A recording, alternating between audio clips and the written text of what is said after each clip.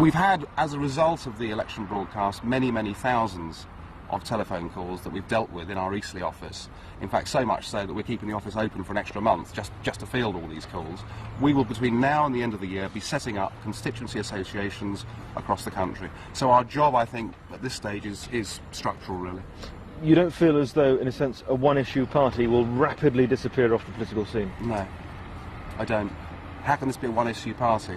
We're talking about whether we are in the future to control our own foreign policy, whether we are to control our own financial policy. Every aspect, every major aspect of our national life is under threat, or at least our ability to make decisions on them is under threat. So no, we are not a one-issue party. That having been said, we will have for the next general election a much broader manifesto, particularly on the economy, and we intend to put before the electorate a sensible plan of how we're going to raise money and how we're going to spend money. The other parties will fight the next general election telling you how much money they're going to spend, but won't tell you where it's going to come from. No, we are going to put that to the people next time round. So look for a much broader base on the UKIP.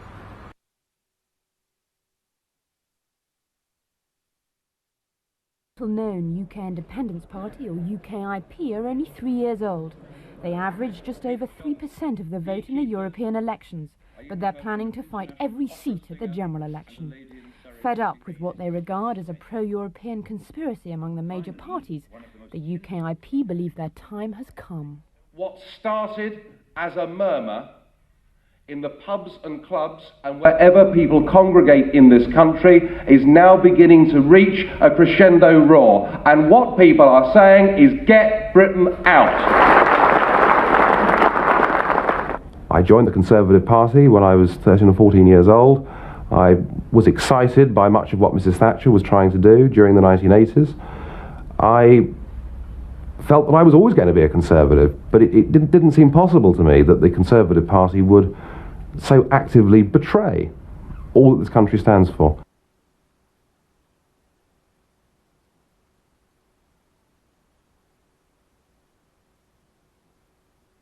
Mr. President, let me say right from the outset that the UK Independence Party, my party, the members of which who are so often dismissed as little Englanders, totally deplore the outbreaks of petty nationalism in the UK and France over this beef issue.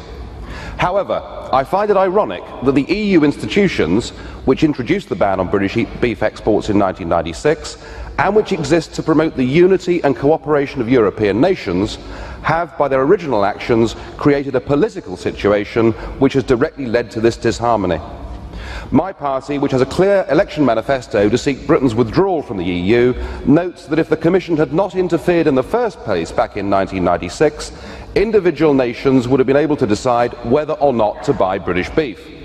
At that time, a number of countries, particularly South Africa and Botswana, were willing to continue to buy British produce. Without the EU ban, Britain would have been free to exploit alternative markets, and this crisis would not have arisen. Now we have a classic demonstration that membership of the EU is bad for British business. It affirms my belief that it's about time that my own country recognise that our interests are best served by not being a member of this club. Most people in the UK thought we joined a free trade area, but this crisis demonstrates it is anything but that. While the UK has obeyed EU law to the letter, other countries are running a cart and horse through the rulebook. The level playing field is about as level as the decks of the Titanic after it hit the iceberg. Thus, while I wish the Commissioner well in his endeavours, I am afraid that whatever he does, it will not be good enough. I, for one, will be urging my own government to leave this club and to rejoin the real trading world. Thank you.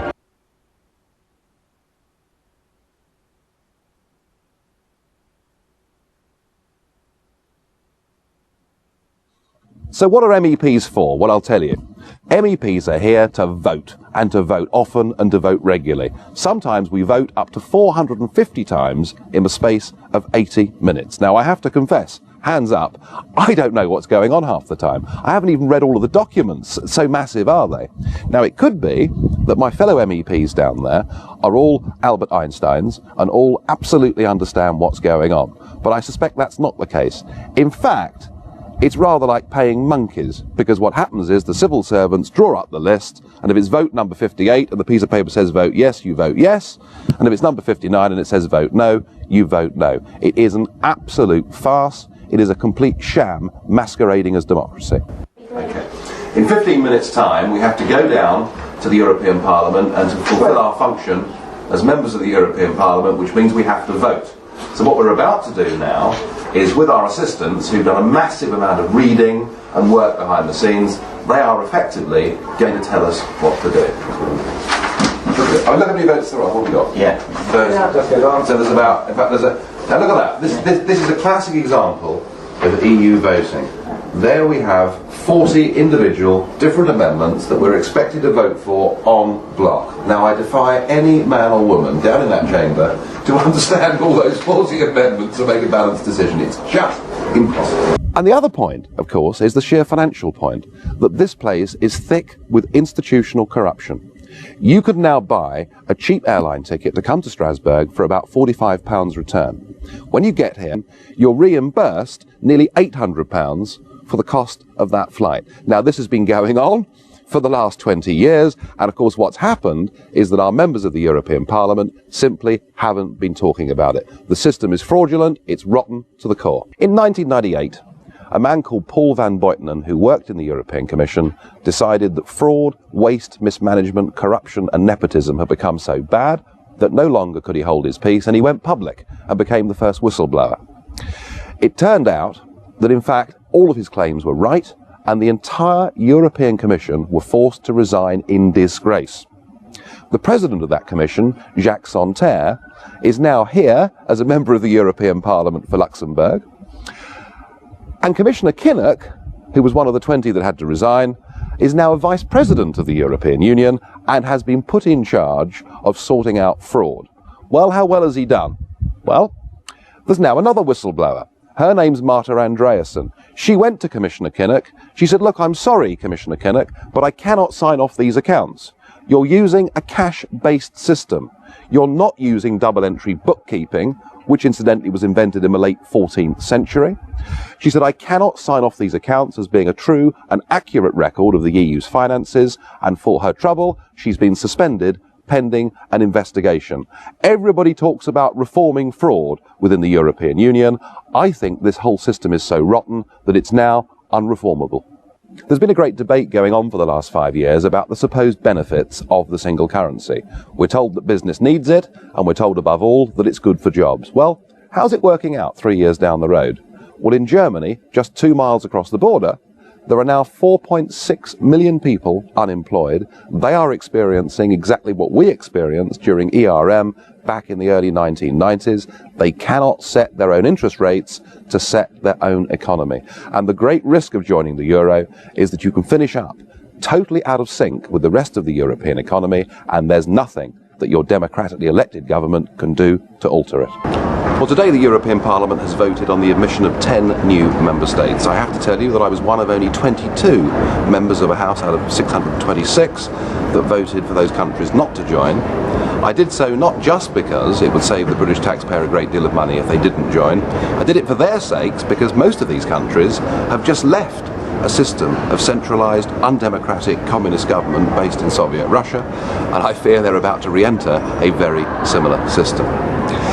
But I must say this to you, that not everything about this European project is bad news, because the really good news is there's something we can do about it. If we want to, and all we need is the political will, a British Parliament at any moment in time can vote for us to have an amicable divorce from this corrupt club.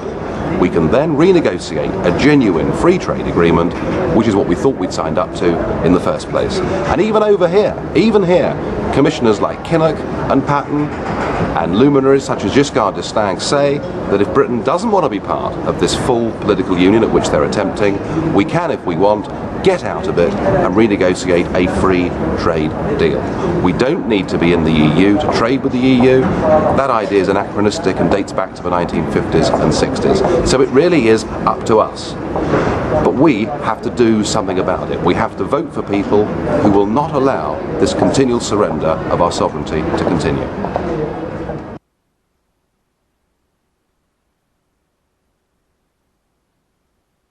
Mr. Farage for the Independence and Democracy Group. For 2 minutes.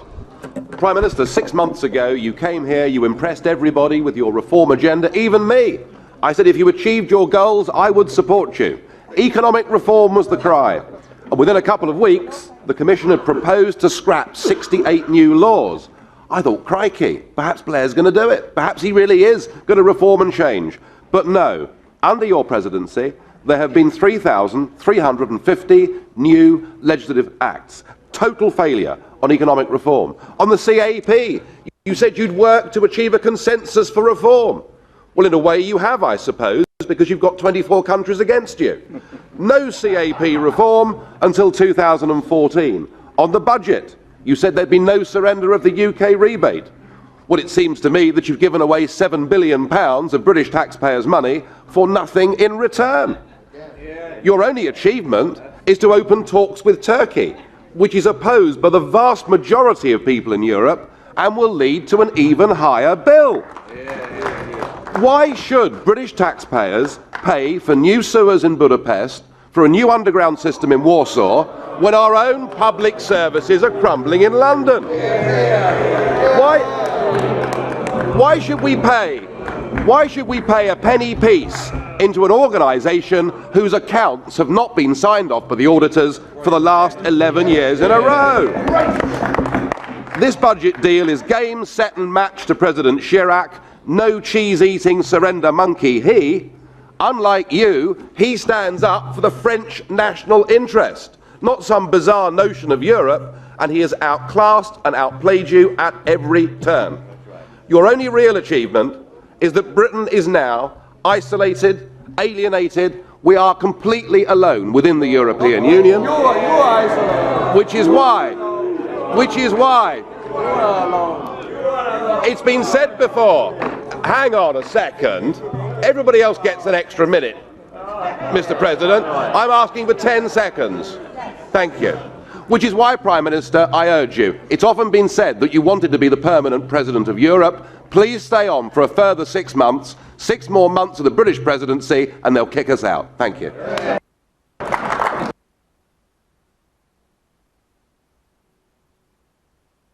I'm surprised we have the front to call this a debate, because the Minister didn't tell us any of the substance of the negotiations.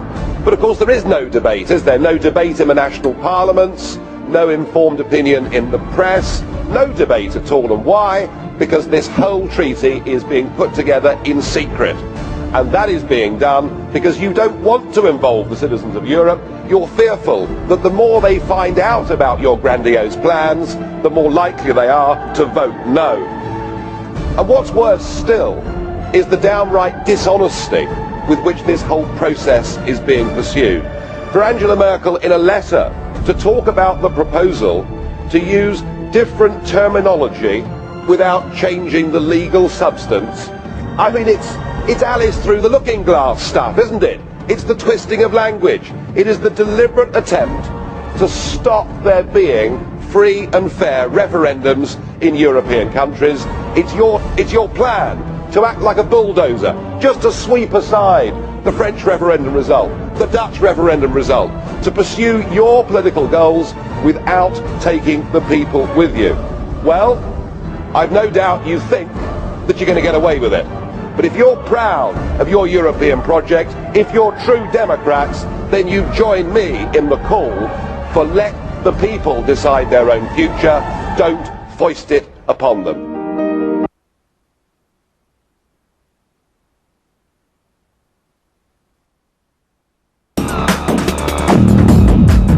President Sarkozy, you have of course brought energy and dynamism to your presidency, but made clear at all stages that you want more power for the Union and that you want the Lisbon Treaty. With the Czech presidency about to take over, I think we've seen the true face of this modern-day European Union with the appalling attack on President Klaus. And I'm going to ask you, what kind of European Union do you want? Because what we've got here is a union that treats democracy with contempt. Brian Crowley said to President Klaus that the Irish wish for the Lisbon Treaty. Well, I'm sorry, old son, but they said no. Please accept the result. In previous times, Martin Schulz has stood up and said that a no vote will lead to fascism and that we must not bow to populism. So this is a union that despises democracy. And it's a union that cannot cope with any alternative point of view. I don't care about your opinions, is what Danny Cohn-Bendit said to President Klaus. And in previous times, Mr Cohn-Bendit has said in this chamber that opponents of this treaty are mentally ill. This is a very, very dangerous step for this union to be taking, and it's a union that behaves like a thug and a bully. And when Mr Cohn-Bendit put the European flag on President Klaus's desk and told him to fly it from the castle, he could just as well have been a German official from 70 years ago or a Soviet official from 20 years ago. Danny the libertarian, who is now the authoritarian, the man who has turned into everything he said he was opposed to 40 years ago, and this is the face, President Sarkozy, of this European Union. And all of it egged on by President Pottering, who in previous times has fined members of this House for insulting other heads of state. Mr Sarkozy, is this the kind of union that you want? Or will you join me in condemning the absolutely appalling treatment of President Klaus in Prague last week?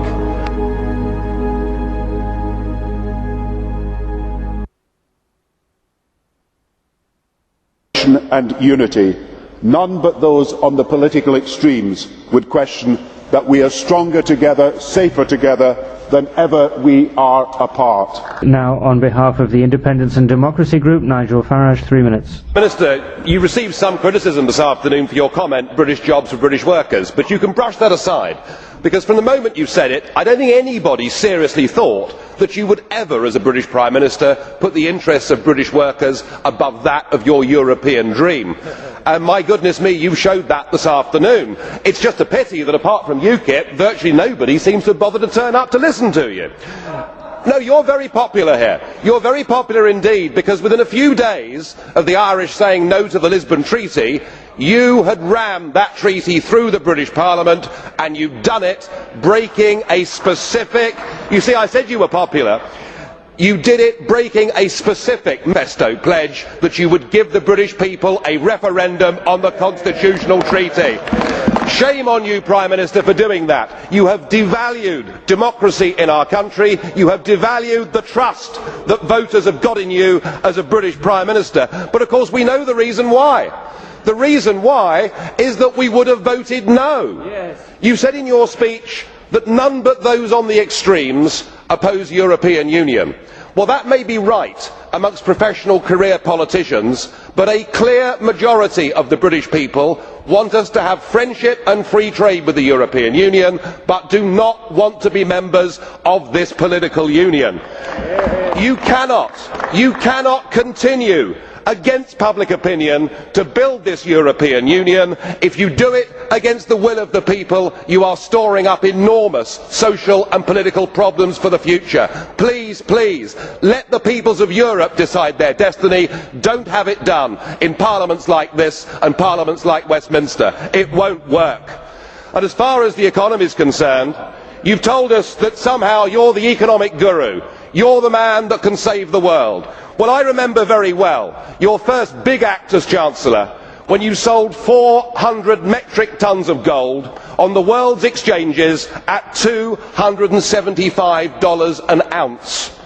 At today's valuation, that would be $10 billion higher. But it isn't just the fact you got it wrong, because we can all get it wrong.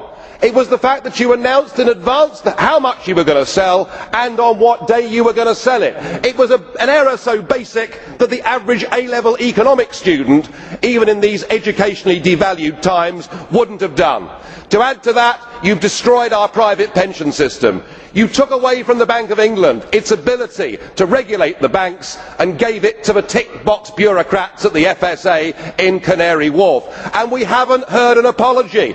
Your government has apologised for the Amritsar massacre. You've apologised for slavery. You've apologised for virtually everything. Will you please apologise for what you did as British Chancellor, and then perhaps we might just listen to you. Thank you.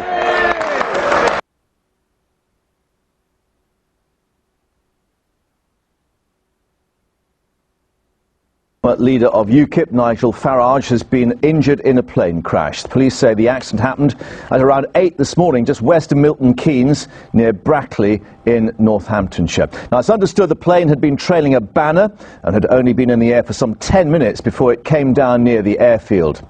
Mr. Farage has been taken to hospital at Banbury for a checkup. The pilot had to be cut from the wreckage, and he's been airlifted to hospital now in Coventry. Let's get the very latest. Lisa Dowd at the scene of the crash, Darren Little at the hospital where Mr. Farage is being treated. Lisa, first to you. I understand the air accident branch will be on its way, but clearly he is, and the pilot too, lucky to escape with their lives. Well, we understand from a photographer, a member of UKIP who was here when the crash happened, that the aircraft had been in the air for around 10 minutes or so at around 8 o'clock this morning. It was flying at quite a low level over the airfield, around 10 to 15 metres from the ground.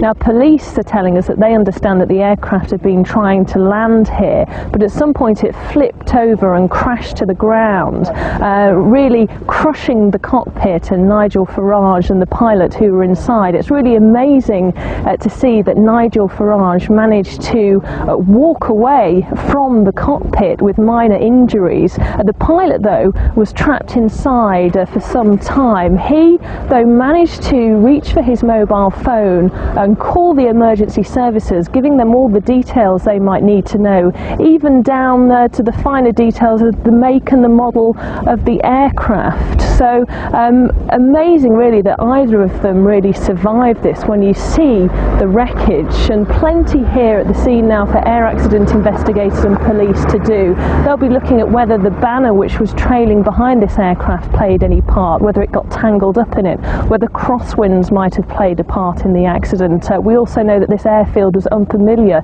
to the pilot, and we have been speaking to Detective Chief Inspector Martin Kitchen, and this is what he had to tell us.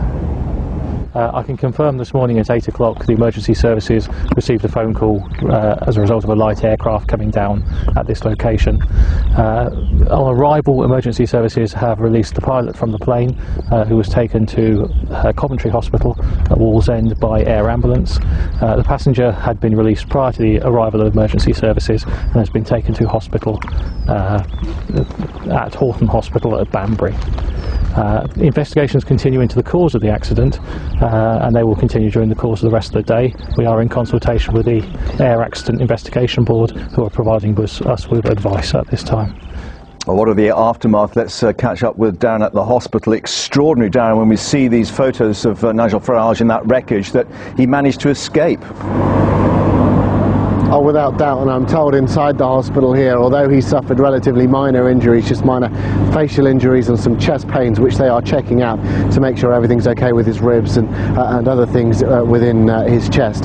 He is traumatised and shocked by what has happened. Clearly, coming into such an impact at such a low level, that plane flipping, being trapped, and then having to crawl out and then see the pilot be cut out of that plane. He is quite in a degree of shock. We're not sure quite when he is going to leave the hospital here. Meanwhile, the pilot, as Lisa was saying, was conscious throughout. He was airlifted to the University Hospitals, Coventry and Warwickshire. We understand with leg and back injuries, slightly more serious, although we understand his injuries are not life-threatening. But when you see the state of that plane, an engine somewhere else on the airfield away from the main plane itself, really both of them have had a very, very lucky escape. And do we know, Darren, if Mr. Farage has managed to help the inquiry as yet as to what may have gone wrong? I think it's too early to say at the moment. There's certainly no police here or any investigators. I think they're just trying to get him patched up and then see where they go from here. We also don't know even whether he has voted today. I mean, clearly that was the intention of what he was doing, and we're not sure whether he will even be discharged today. It all really depends on the condition when they do those body scans and find out how he is in his entirety. But at the moment it sounds his mind is a long way from polling day. He's thinking about other things at the moment. Yeah. Darren at the hospital and Lisa at the scene of the accident. Both, thanks very much indeed. Of course, more. He's battered and bruised. But Nigel Farage is one politician whose election night misfortunes were eclipsed by the human drama he faced in the skies above Northamptonshire. 2 days on, he's still in pain, but hasn't lost his sense of humour. But I'm not even keen on flying. Part of this was to try and prove to myself that flying wasn't something to be scared of. The wreckage of this light aircraft is a vivid reminder of just how fortunate the former UKIP leader and his pilot was to survive the impact. They'd been towing a Vote UKIP sign on Thursday morning when it became tangled in the tail. As soon as we hooked onto this thing, he said, "This is an emergency," because the banner, it hadn't hooked up on a cord, something had got caught over the tail, so we sort of went up and spent the next 5 minutes waiting to crash. After the plane struck the ground, the drama still wasn't over as both men were trapped in the crushed cockpit. The next bit was worse, really, because there was a strong smell of petrol. I could feel petrol in my hair, and I was trapped in this thing. And I was talking to Justin, the pilot. We were saying to each other, "Are you okay? Are you okay?" But he was panicking then more than me because of the petrol.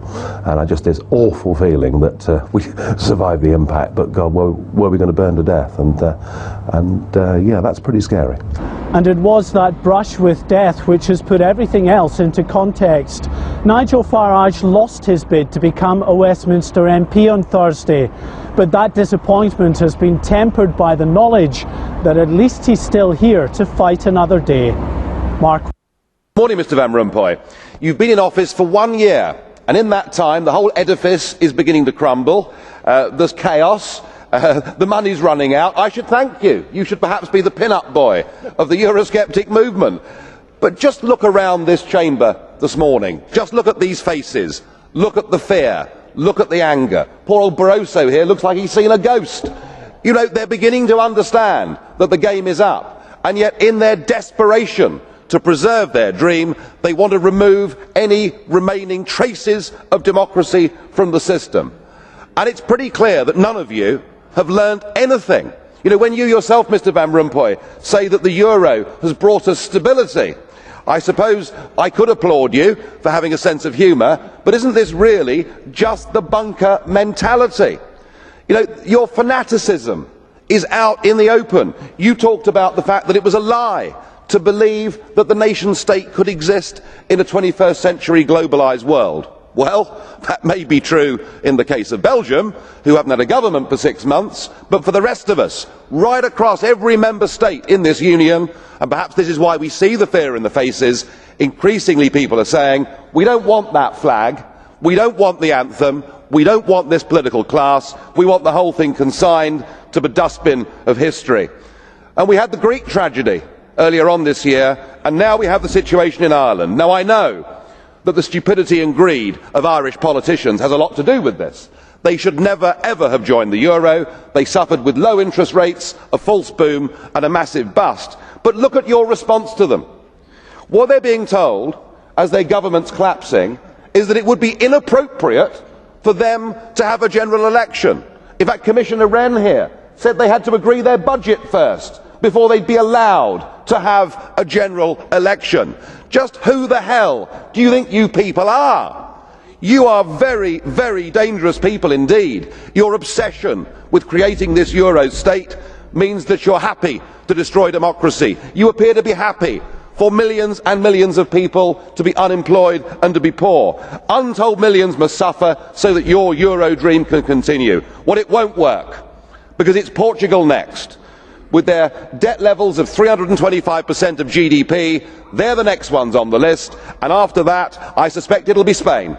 And the bailout for Spain would be 7 times the size of Ireland, and at that moment, all of the bailout money has gone. There won't be any more. But it's even more serious than economics, because if you rob people of their identity, if you rob them of their democracy, then all they are left with is nationalism and violence. I can only hope and pray that the Euro project is destroyed by the markets before that really happens. Co-President of the Europe of Freedom and Democracy, Nigel Farage. The floor is yours. Well, here we are, on the edge of a financial and social disaster, and in the room today we have the 4 men who were supposed to be responsible. And yet we've listened to the dullest, most technocratic speeches I've ever heard. You are all in denial. By any objective measure, the euro is a failure. And who is actually responsible? And who's in charge out of you lot? Well, of course, the answer is none of you, because none of you have been elected, none of you actually have any democratic legitimacy for the roles that you currently hold within this crisis. And into this vacuum, albeit reluctantly, has stepped Angela Merkel. And we are now living in a German-dominated Europe. Something that the European project was actually supposed to stop. Something that those that went before us actually paid a heavy price in blood to prevent. I don't want to live in a German-dominated Europe, and nor do the citizens of Europe. But you guys have played a role, because when Mr Papandreou got up and used the word referendum, or Mr Rehn, you described it as a breach of confidence, and your friends here got together like a pack of hyenas, rounded on Papandreou, had him removed and replaced by a puppet government. What an absolutely disgusting spectacle that was. And not satisfied with that, you decided that Berlusconi had to go. So he was removed and replaced by Mr Monti, a former European Commissioner, a fellow architect of this Euro disaster, and a man who wasn't even a member of the Parliament. It's getting like an Agatha Christie novel, where we're trying to sort of work out who's the next person that's going to be bumped off. The difference is we know who the villains are. You should all be held accountable for what you've done. You should all be fired. And I have to say, Mr Van Rompuy, 18 months ago when we first met, I was wrong about you. I said you'd be the quiet assassin of nation-state democracy, but you're not anymore. You're rather noisy about it, aren't you? You, an unelected man, went to Italy and said this is not the time for elections, but the time for actions. What in God's name gives you the right to say that to the Italian people?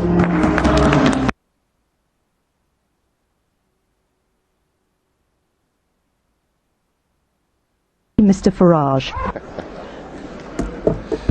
Well, good morning, Mr Schulz. President Schulz, I know it's my job to congratulate you, but given that we knew this result 2.5 years ago as a result of a stitch-up, there really doesn't seem to be much point. I mean, after all, nobody in Europe would ever, modern-day Europe, would ever have a big, powerful job that was decided by a full, open process. I'm sure Mr Barroso would agree.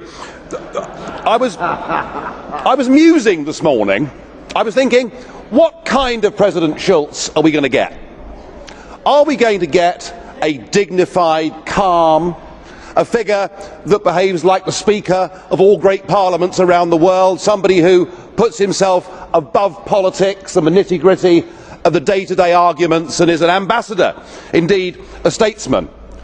Or are we going to get the Martin Schulz we've got to know since 2004 as leader of the Socialist Group? You know the one I mean, snarling, angry, unable to control his temper, intolerant of anybody with an alternative point of view, somebody who is contemptuous when in free referendums people have the temerity to vote no, somebody who is anti-British to his fingertips and doesn't like free markets. I was wondering which one would we get. Well, your opening speech has settled that question for me, and it's pretty clear. We're going to have 2.5 years of political fanaticism from the chair. And I have to say, only a third world country, only a banana republic would want to have an overtly political president of a parliament. But it's what we've got.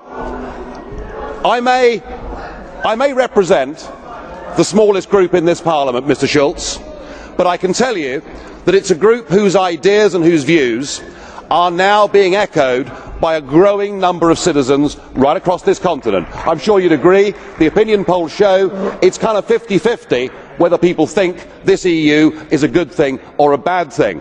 What we represent, sir, is not anti-Europeanism. That is not what it's about. We believe in nation-state democracy. We want a Europe of trade. We want a Europe of cooperation. We want a Europe that is responsible. We don't want a Europe that seeks to be a global superpower. We don't want a Europe run by Mr Barroso and the Commission and the so-called community method. And I will do my very best to provide political opposition to your presidency over the course of the next 2.5 years, and I hope you give us a fair hearing. Thank you. What are we doing here? My point was, I mean, I don't want to live in the United States of Europe anyway, because I think that Europe has such different countries, different languages, different histories.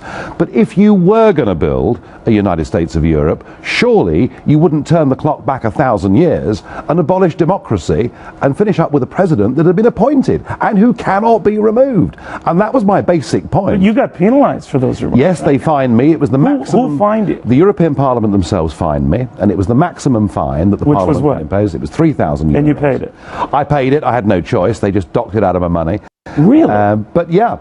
And this brings into question. Warning about the very things that are now causing riots across Greece and Europe today. Oh, riots, and I think much worse to come, to be honest. Why do you say that? Listen, if you were Greek, I mean, the country that actually invented democracy, and I know the Greeks don't pay their taxes and they have a different culture, but Greece is now ruled by 3 foreign bureaucrats, one from the European Commission, one from the European Central Bank, and one from the IMF, an organisation whose, I'm afraid, gone downhill along with the European Commission. The same IMF, by the way, that says the world's in for stinkier times, right? Yes, it does say that today. But that you agree with?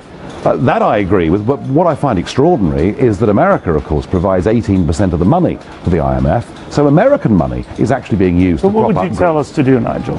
I would say to you, get a grip. You are the biggest player with the IMF. Get a grip. Get rid of this awful woman, Christine Lagarde, who has turned the IMF effectively into an offshore post of the European Commission. Well, she's been criticizing the way we conduct our fiscal policy in the United States. Some of the criticism was warranted, but she goes after the very people who are trying to correct it, which makes me think she's taking sides. And paying her vast salary on which she pays no tax.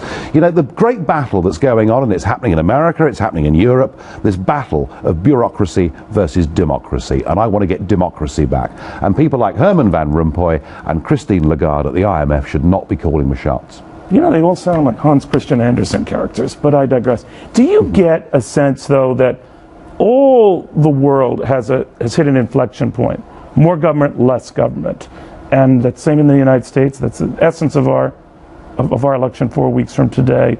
Or am I oversimplifying? Well, the big difference is this. You actually have an election debate. You know, you can vote for a candidate that goes to Washington and fundamentally changes the tax structure, bureaucracy, the legislation in this country. What's happened in Europe is nation-state democracy has been subverted totally and given to people like the European president. And it doesn't matter how we vote in a British general election, because all we're doing is we're putting into 10 Downing Street a manager, a caretaker. Yeah, but could I talk to you about some of these characters? You're a huge exception, my friend. They always blame us, like this Barroso character. I want you to listen to this, because I know you have some strong views on this fellow. Some of you might be familiar. This crisis was not originated in Europe. Since you mentioned North America, this crisis was originated in North America. Idiot.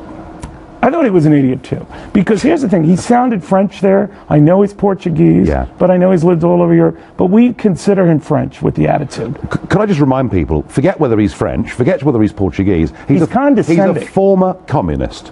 All right? Really? So, yeah, he was a Maoist. You know, the most extreme form of communism. Nope.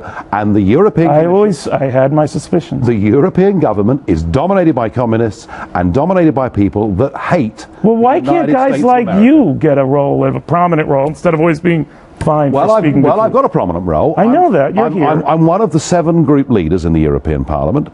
But their way is the winning way. Well, at the moment, they've got the majority, but there is a democratic revolution taking place across Northern Europe. In a country like Finland, a party called the True Finns, who are against the bailouts and against this whole crazy system of surrendering democracy, nearly won the general election last year. My party, UKIP, back in the United Kingdom, we've now overtaken the Lib Dems, and we're 3rd in the polls. There is hope, there is optimism. All people need to do is to stand up and start voting differently. Well, you know what makes you cool? I love people who put people down right in front of their faces. I've never stabbed anybody in the back. I always do it in the front. Everyone enjoys that except that Erwin Corey guy, but he... well, he didn't like it, man. No, he did not. Nigel Farage, thank you so much. Thank you. With denial in this chamber this morning. There's been a major political event that's happened since we last met. No one's mentioned it. Italy had an election, and 55% of the electorate voted for Eurosceptic political parties. Indeed, Mr Grillo's movement managed to get 26%. It's quite tough in European politics these days to tell who the comedians are. And what's absolutely clear is that Eurozone membership is completely incompatible with nation-state democracy. You can do what you like to take away the powers of national parliaments, but people will go on voting, and I think there's a trend developing right across Europe that Eurosceptic parties are going to get stronger and stronger. And there's complete denial about the Eurozone crisis. You'd think, listening to everybody this morning, that it's over. You know, Mr Barroso comes out with a technocratic speech that everything's fine and dandy. Mind you, far better than the unutterable drivel we had from Olli Rehn yesterday, which sent many members to sleep. But, you know, you're not facing up to the consequences for what you've done. Mr Verhofstadt talks about a lost generation in Spain. Mr Daul talks about youngsters struggling to be fed by their families in Greece. And all of that's true, but it's being caused by the euro, and that is what you're failing to recognise. The Eurozone has been a complete economic disaster, and the other thing that you're not ever going to face up to. Herr Verhofstadt, trotzdem, Sie müssen sich... Mr Verhofstadt, please. It's okay. Okay. The real problem that you won't face up to, though, is the state of the French economy, and the fact that France is now diverging by the month with Germany. So right at the very heart of the European project and the Eurozone project, there is a disaster coming down the tracks, and I'm afraid in the end the whole thing is going to break up. But I would also point out you're in denial over Romania and Bulgaria. Those countries are racked with corruption and organised crime. They should never have been allowed to join the European Union. And I want to make it absolutely clear, we in UKIP do not believe it's right and fair to have total open borders from next year for unlimited numbers of people from those countries to come to Britain to work, but also, if they want, to claim benefits. And as the results in the recent Eastleigh by-election showed, the British electorate are increasingly saying that enough is enough. It's not just us. The mayor of Duisburg in Germany has now publicly said that the massive influx from Romania and Bulgaria is causing huge social problems. Ladies and gentlemen, we've got to face up to it. We should not be in political union with Romania and Bulgaria.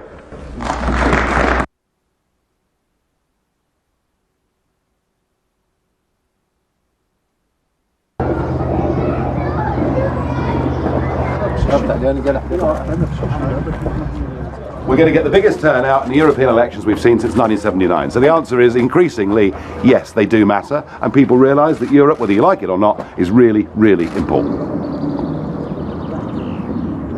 I think the allegations of the political establishment against us have stiffened people's resolve. 20 minutes ago, the immigration figures were out. 526,000 people settled in this country last year. It's just impossible. We cannot go on with numbers like that. Excuse me, what are you doing? First, with the results, Ed Conway is at the big screen. Thank you very much, Adam. As you can see, I mean, all apart from London and Northern Ireland, obviously we're going to get Northern Ireland tomorrow, but all apart from London, all of these regions have declared, and I'll just take you through a few of these numbers that we already have, and as you can see, almost all of these have been declared. At the very bottom, you can see the number of MEPs who will be going to Brussels and Strasbourg. As you can see, the Tories with 17, Labour 16, the Lib Dems that one in the south east, sparing their blushes. UKIP with 23, as you can see, by far and away the most. And then what's in the other screen, we're just going to flick through to that, and you can see the Green Party with 2, the SNP with 2 as well, and Plaid Cymru with 1. So actually the Green Party with 1 more than the Lib Dems. Let's look through a few of the regions, because they have been coming in hard and fast recently. In the southeast, the biggest of all of the different regions of the UK. And again, some of these names very familiar indeed. Of course, Nigel Farage winning the first seat there. Dan Hannan from the Conservatives, but 4 seats there for UKIP and 1 for the Lib Dems. They're 1 MEP so far at least. And we can just see as well there one Green MEP as well. The Northwest is an area where Labour were hoping actually to come first, and they did indeed here. You can see Labour coming away with 3 MEPs with the biggest share of the vote. UKIP there picking up 3 as well. Paul Nuttall, the deputy head of the party, there too. I want to show you the West Midlands as well, which is another one that we've had through relatively recently. You can see there UKIP with the biggest share of the vote and 3 of those MEPs, as opposed to the 2 from Conservative and 2 from the Labour Party as well. Just one thing I'm going to show you very quickly here. Let's go back and look at the South East. Look at the share of the vote for the Lib Dems there. Just an 8% share of the vote, down quite a bit, but that managed to pick them up 1 MEP there. Let's look at the Southwest. They didn't get an MEP here, but look at the number here. 10.7% share of the vote. They actually got more of a share of the vote in the Southwest, where they have tended to be very strong, in particular in Westminster. Ladies and gentlemen, good evening. The People's Army of UKIP have spoken tonight and delivered just about the most extraordinary result that has been seen in British politics for 100 years, and I'm proud to have led them to that.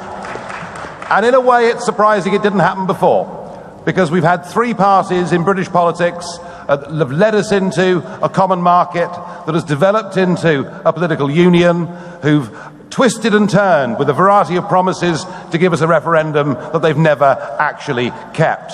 And I think the penny's really dropped, that as members of this union, we can't run our own country, and crucially, we can't control our own borders. And far from this being something that is confined to people on the centre-right of politics, as the commentators would like you to believe, actually tonight in the North, we've bit very hard into the old Labour vote. We've almost topped the poll in Wales.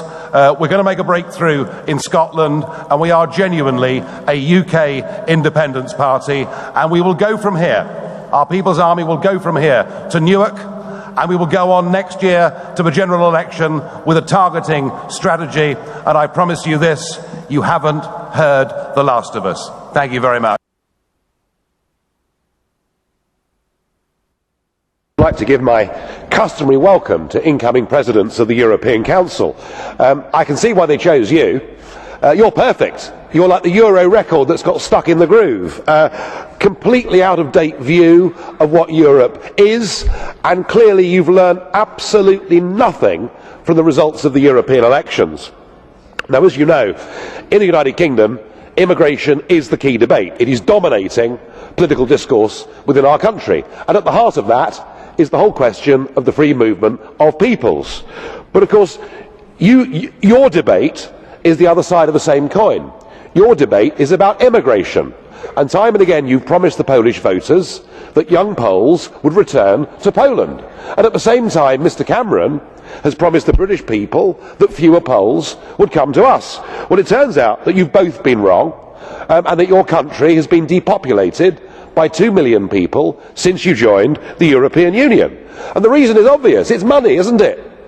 And you yourself prove the point. You're the newest Polish emigre, and you've gone from a salary of €60,000 a year to a salary of €300,000 a year. So congratulations, you've hit the EU jackpot. But you've also scored a great victory without trying, because Mrs Merkel last week went to Downing Street. She spent a few hours with Mr Cameron, and Mr Cameron now is a big supporter of the free movement of people. Let me be clear, he said, I support the freedom of movement. So on that one, you've won a great victory against Mr Cameron without having to lift a finger. But he also says that he will now restrict the benefit of EU migrants working in Britain. Now, in the past, you've been very clearly opposed to this, and I want to please answer me today, Mr Tusk. Is it right that children who live in Warsaw should qualify for child benefit if their parents are working in London? Please clarify for me that point today. In some ways, you face quite a tough test. Not with the UK, our leaders are a soft touch. But despite the Lithuanian lemmings, you've got the euro crisis, You've got a referendum on whether the UK stays a member, and of course the appalling growth of attacks on Jewish people. I would put it to you, Mr Tusk, that the European elections showed us one thing. The voters in Europe want change. They want massive wholesale reform, and I'm entirely confident that you're not the man to provide that. Referring to what Mr Farage has said, I am impressed and satisfied. Ever since his famous speech 5 years ago here in this chamber about Herman van Rompuy, I have known that he is maybe the best example of political and personal culture and political decency and, you know, elegance. What can I say more? I am really impressed, and keep it up, Mr. Farage.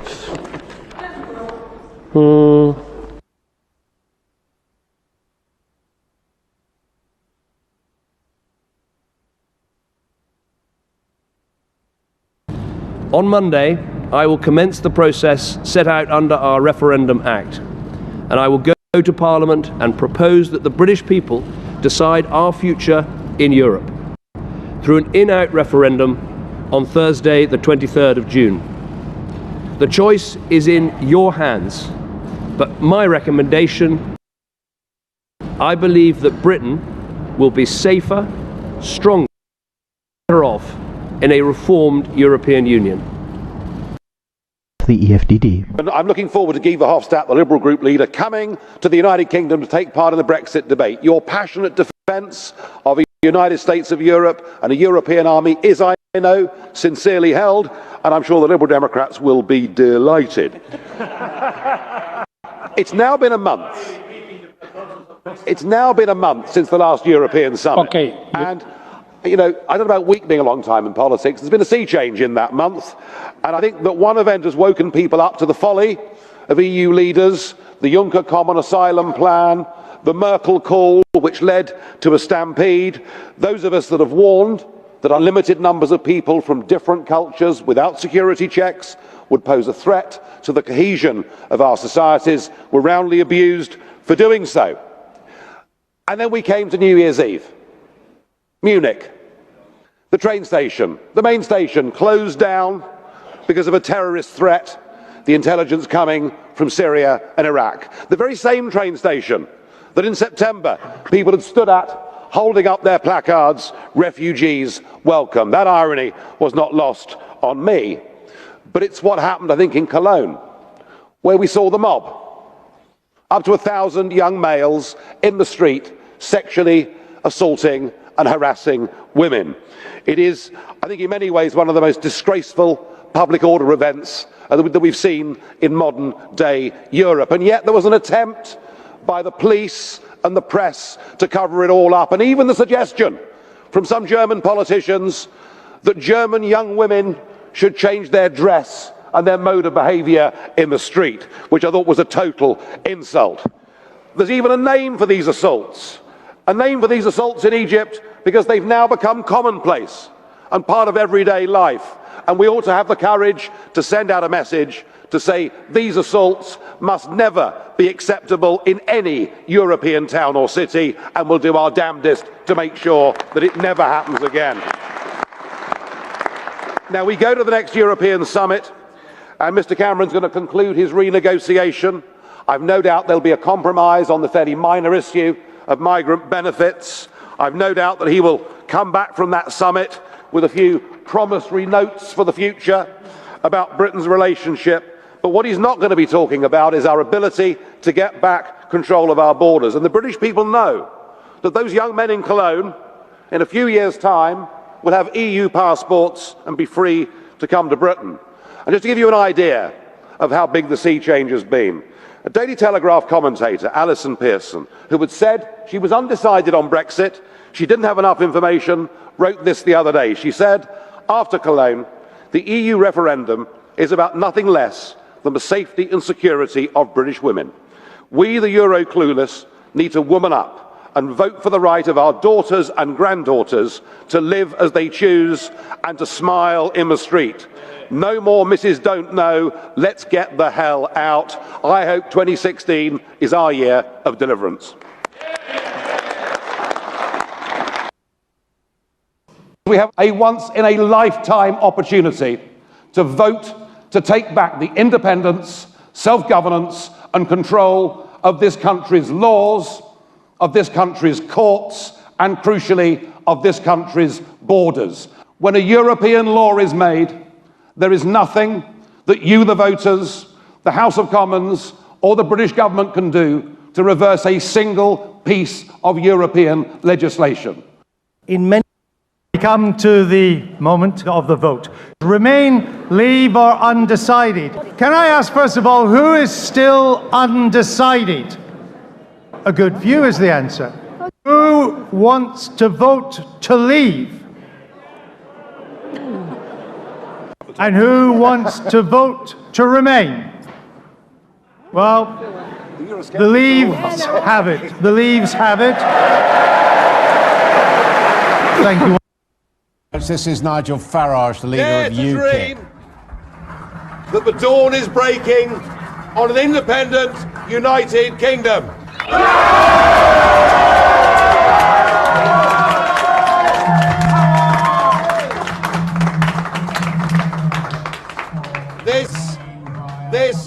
If the predictions now are right, this will be a victory for real people, a victory for ordinary people, a victory for decent people.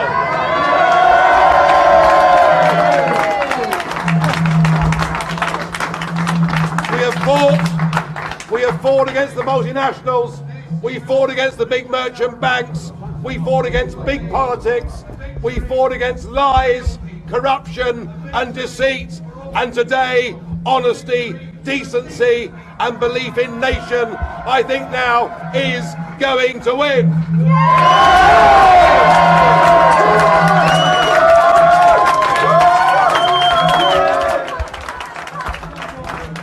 And we will have done it. We will have done it without having to fight, without a single bullet being fired. We'd have done it by damned hard work on the ground, by people like my friend Mr. Banks here.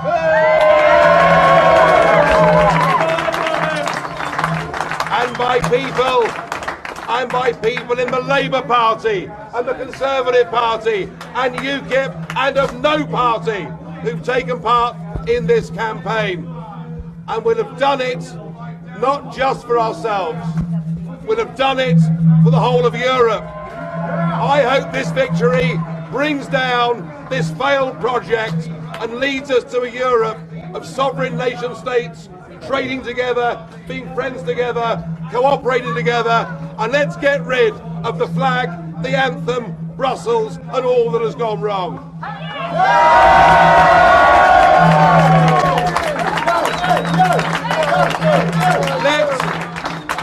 Let June the 23rd go down in our history as our Independence Day. Morning. The sun has risen on an independent, united kingdom. And just look at it, even the weather's improved. It's been a hell of a long journey, this. I first got involved in Eurosceptic politics 25 years ago, and the first election I contested, I managed to beat the late, great, screaming Lord Such by 164 votes, so I didn't come last. And now there are 17 million people that voted for Brexit. It's a victory for ordinary people, decent people. It's a victory against the big merchant banks, against the big businesses and against big politics. And I'm proud of everybody that had the courage, in the face of all the threats, everything they were told, they had the guts to stand up and do the right thing. The election was won, in my view, in the Midlands and the North, and I think it was the old Labour vote that came to us, and we, particularly as a party, campaigned as hard as we could in those areas. There is still a massive disconnect between Westminster, SW1 and real communities, and the one image I will remember throughout the rest of my life was a woman in Bolton grabbing my hands with tears in our eyes, saying, why doesn't David Cameron, why doesn't the government come and see what they've done to my community, what they've done to the prospects for my kids? People here don't understand. They're too wealthy. They don't get what open door mass immigration as a result of EU membership has done to people's wages, to people's availability of getting GP appointments or their kids into local schools. This was the issue ultimately that won this election. So I'm thrilled that we've done this. I believe the other big effect of this election is not what's happened in Britain, but what will happen in the rest of Europe. I mean, in the rest of the EU, Eurosceptic parties never talked about leaving the EU, now they are. An opinion poll in the Netherlands said that a majority there now want to leave. So we may well be close, perhaps, to an exit. And similarly in Denmark, a majority there are in favour of leaving, so we could be quite close to Dexit. And I'm told the same may apply to Sweden and perhaps Austria and perhaps even Italy too. The EU's failing, the EU's dying. I hope we've knocked the first brick out of the wall. I hope this is the first step towards a Europe of sovereign nation states, trading together, neighbours together, friends together, but without flags, anthems, or useless old unelected presidents. So what happens now? What happens next? Well, 17 million people have said we must leave the European Union. We now need a Brexit government. A government that gets on with the job. A government that begins the renegotiation of our trade relationship. A government that'll be mindful that already many of the German car manufacturing unions have said, let's get on and do a deal. Let's go on buying, selling motor cars and wine and cheese with each other. But a government also that at the same time uses the opportunity of Brexit. And the opportunity is we're now freed to start making our own trade deals and associations with the rest of the world. We've left behind, with this result, we've left behind a failing political union. We've given ourselves the chance to rejoin the world in a 21st century global economy. So we need, as I say, a Brexit government. We need the negotiations to start as soon as humanly possible. We need to start thinking globally about our future. And the other thing I think that needs to happen is that June the 23rd needs to become a national bank holiday, and we will call it Independence Day. Thank you. Good morning. Good morning. Funny, isn't it? Funny, isn't it?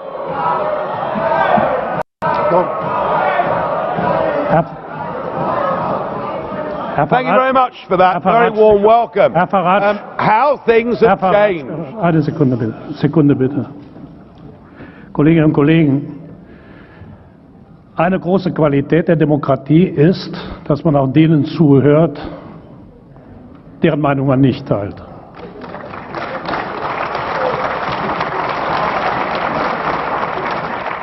Well, thank you, Mr. Schulz. Isn't it funny? You know, when I came here 17 years ago, and I said that I wanted to lead a campaign to get Britain to leave the European Union, you all laughed at me. Well, I have to say, you're not laughing now, are you? And the reason you're so upset, the reason you're so angry, has been perfectly clear from all the angry exchanges this morning. You, as a political project, are in denial. You're in denial that your currency is failing. You're in denial. Well, just look at the Mediterranean. No. As a policy to impose poverty on Greece and the rest of the Mediterranean, you've done very well. And you're in denial over Mrs. Merkel's call last year for as many people as possible to cross the Mediterranean into the European Union has led to massive divisions between countries and within countries. But the biggest problem you've got, and the main reason the United Kingdom voted the way that it did, is you have, by stealth, by deception, without ever telling the truth to the British or the rest of the peoples of Europe, you have imposed upon them a political union. You've imposed upon them a political union. And when the people in 2005 in the Netherlands and France voted against that political union, when they rejected the Constitution, you simply ignored them and brought the Lisbon Treaty in through the back door. What happened last Thursday was a remarkable result. It was indeed a seismic result, not just for British politics, for European politics, but perhaps even for global politics too, because what the little people did, what the ordinary people did, what the people who have been oppressed over the last few years and seen their living standards go down, they rejected the multinationals, they rejected the merchant banks, they rejected big politics, and they said, actually, we want our country back, we want our fishing waters back, we want our borders back, we want to be an independent, self-governing, normal nation, and that is what we have done, and that is what must happen. And in doing so, we now offer a beacon of hope to Democrats across the rest of the European continent. I'll make one prediction this morning: the United Kingdom will not be the last member state to leave the European Union. So the question is, what do we do next? Now, it is up to the British government to invoke Article 50, and I have to say that I don't think we should spend too long in doing it. I totally agree, Mr Juncker, that the British people have voted. We need to make sure that it happens. But what I would like to see is a grown-up and sensible attitude to how we negotiate a different relationship. Now I know that virtually none of you have ever done a proper job in your lives, or worked in business, or worked in trade, or indeed ever created a job. But listen, just listen. Now, you're quite right, Mr Schulz. UKIP used to protest against the establishment, and now the establishment protests against UKIP. So something has happened here. Let us listen to some simple, pragmatic economics. Between your countries and my country, we do an enormous amount of business in goods and services. That trade is mutually beneficial to both of us. That trade matters. If you were to decide to cut off your noses, to spite your faces, and to reject any idea of a sensible trade deal, the consequences would be far worse for you than it would be for us. And even no deal is better for the United Kingdom than the current rotten deal that we've got. But if we were to move to a position where tariffs were reintroduced on products like motor cars, then hundreds of thousands of German workers would risk losing their jobs. So why don't we just be pragmatic, sensible, grown-up, realistic, and let's cut between us a sensible tariff-free deal, and thereafter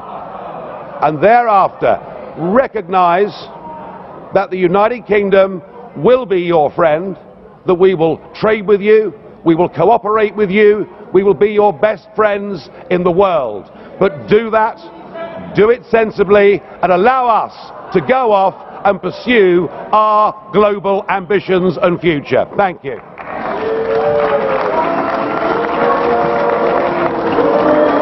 The London stock market's rallying strongly this morning. It is now 12% up since its February lows. Sterling is weak, but then it started declining from July 2014, and the Prime Ministers of Australia and New Zealand are now vying for who can be the first country from outside the EU to do a trade deal with the United Kingdom. Things are looking pretty good.